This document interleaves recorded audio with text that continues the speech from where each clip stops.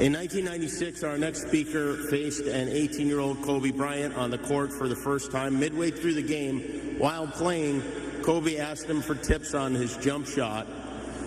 Kobe scored 33 points that game against his boyhood idol. Michael scored 36 and won the game too. Please welcome Michael Jordan.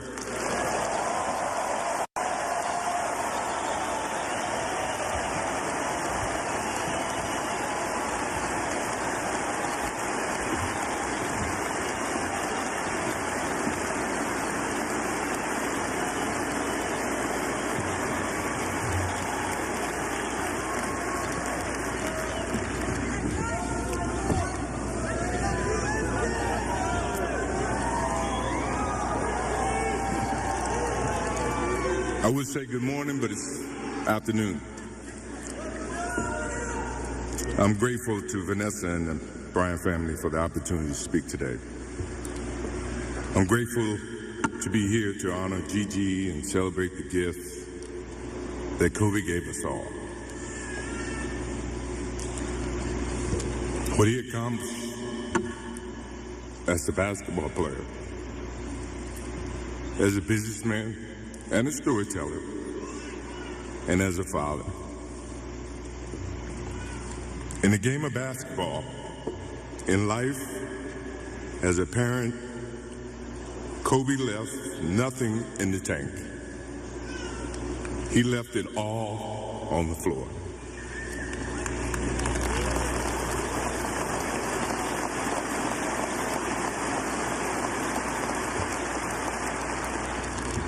Maybe it surprised people that Kobe and I were very close friends, but we were very close friends. Kobe was my dear friend. He was like a little brother. Everyone always wanted to talk about the comparisons between he and I. I just wanted to talk about Kobe.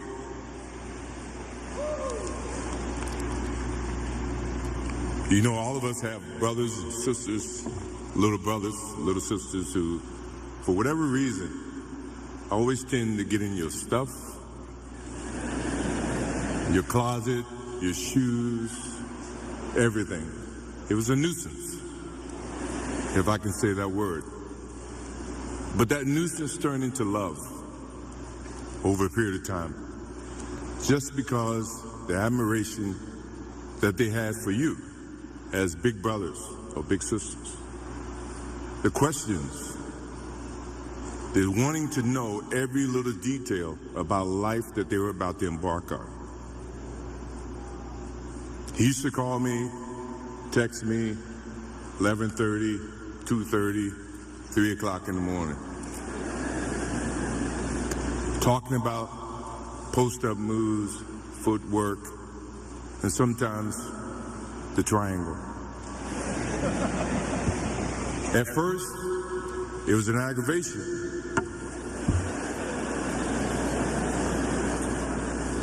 But then it turned into a certain passion. This kid had passion like you would never know. And it's an amazing thing about passion. If you love something, if you have a strong passion for something, you would go to the extreme to try to understand or try to get it. Either ice cream, Cokes, hamburgers, whatever you have a love for. If you have to walk, you would go get it. If you have to beg someone, you would go get it. What Kobe Bryant was to me was the inspiration that someone truly cared about the way I played the game or the way that he wanted to play the game. He wanted to be the best basketball player that he could be. And as I got to know him, I wanted to be the best big brother that I could be.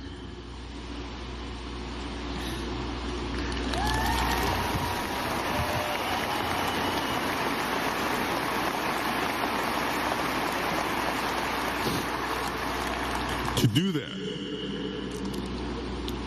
you have to put up with the aggravation, the late night calls, or the dumb questions.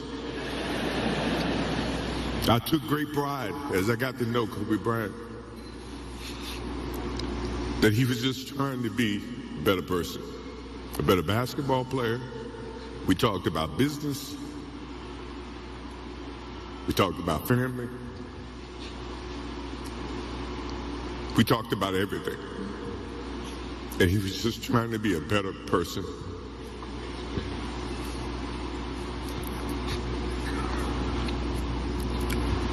Now he's got me. I'll have to look at another crime meme for the next.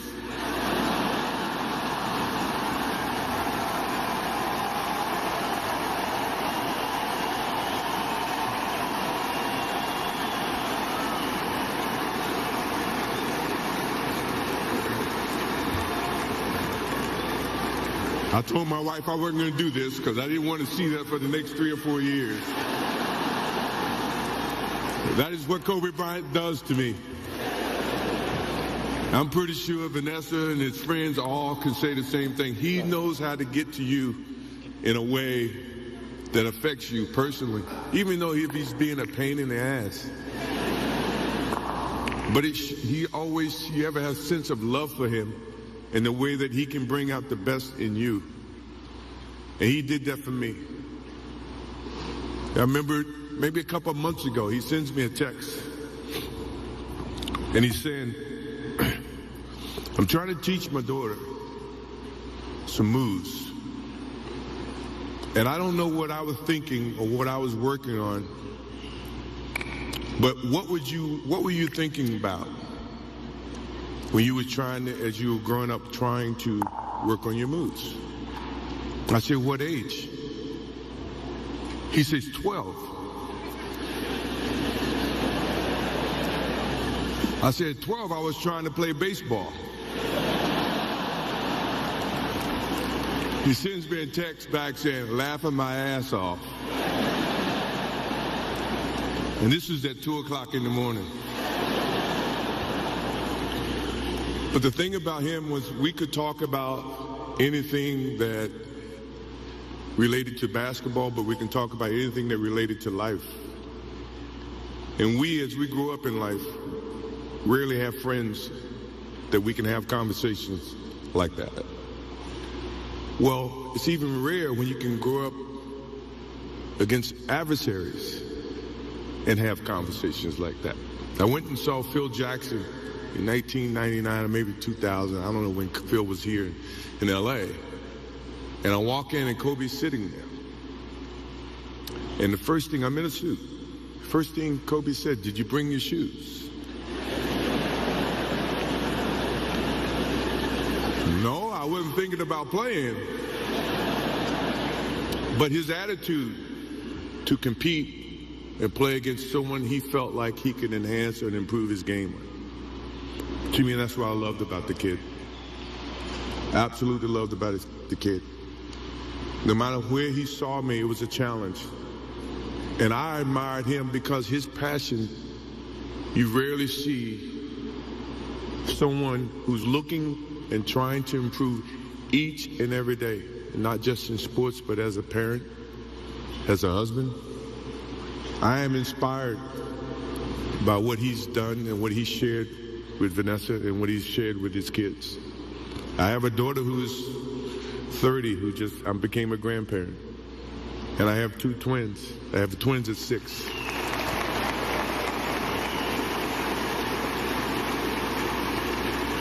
I can't wait to get home to become a girl dad and to hug them and to see the love and the smiles that they bring to us as parents. He taught me that just by looking at this tonight, looking at how he responded and reacted with the people that he actually loved. These are the things that we will continue to learn from Kobe Bryant. To Vanessa, Natalia, Bianca, Capri, my wife and I will keep you close in our hearts and our prayers. We will always be here for you, always. I also want to offer our condolences and support to all the families affected by this enormous tragedy. Kobe gave every last ounce of himself to whatever he was doing.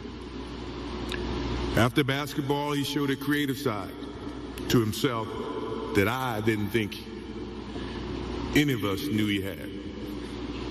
In retirement, he seemed so happy. He found new passions, and he continued to give back as a coach in his community. More importantly, he was an amazing dad, amazing husband, who dedicated himself to his family and who loved his daughters with all his heart. Kobe never left anything on the court. And I think that's what he would want for us to do. No one knows how much time we have. That's why we must live in the moment. We must enjoy the moment. We must reach and see and spend as much time as we can with our families and friends and the people that we absolutely love.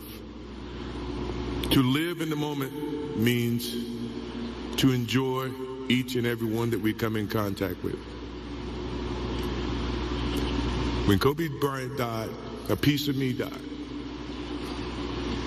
And as I look in this arena and across the globe, a piece of you died, or else you wouldn't be here.